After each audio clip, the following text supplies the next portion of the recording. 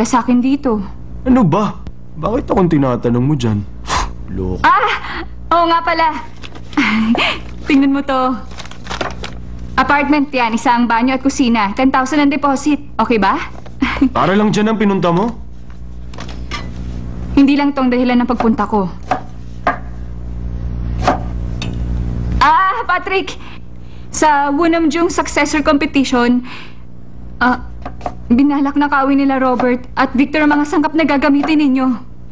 Kaya sa galit mo, itinapon mo ang sangkap sa... Sino may sabi? Puro kalokohan ka na naman. Dahilan yun kung bakit lumayas ka! Sino may sabi sa'yo?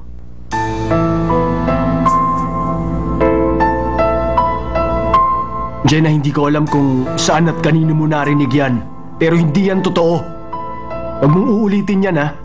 Ayoko nang marinig yan.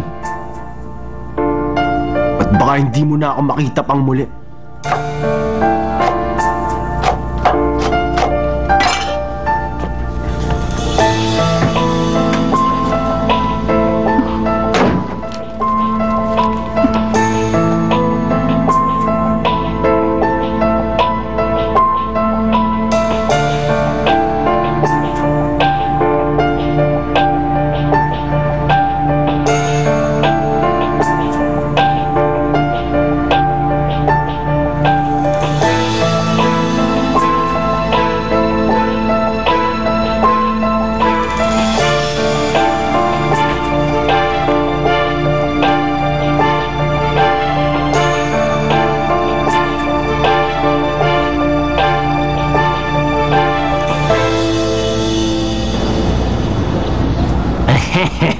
Ay, nako.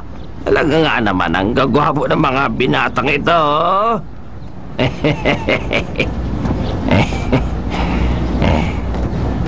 Pero mas gwapo si Patrick para sa akin. Ikaw pala, Mrs. Jo. Ano kailangan mo? Bakit nakaaga mo ngayon, ha? Paprangkahin na kita, Mr. John. Ano ba ako? Para sa iyo, sabihin mo. Mrs. Jo, ano na naman ba pumasok dyan sa ulo mo, ha? May isa sa kanila, sa Wunamjung. Wala na silang pakialam sa akin doon. Ay, Diyos ko naman. Ikot siya ng ikot at laging tinitikman ng mga chili sauce ko. Tapos hindi daw ganun ang tamang timpla noon. Kailan pa siya nagsimulang mag-eksperimento sa chili paste natin, samantalang hindi niya trabahong isang yun? Ay, nako. Nakakatawa ka naman. Bakit, Mr. John? Wala ka na rin bang pakialam sa akin? Tulad ng mga tao na nasa Wunamjung ngayon? Ay, siyempre, hindi ganon.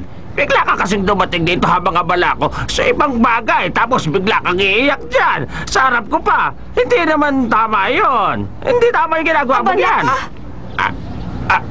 Oo nga pala, Mrs. Jo. Ngayong araw na nga pala yun.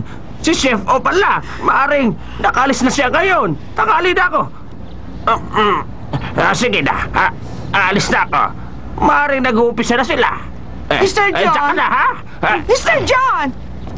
Mr. John! Bakit kahit na nasasakay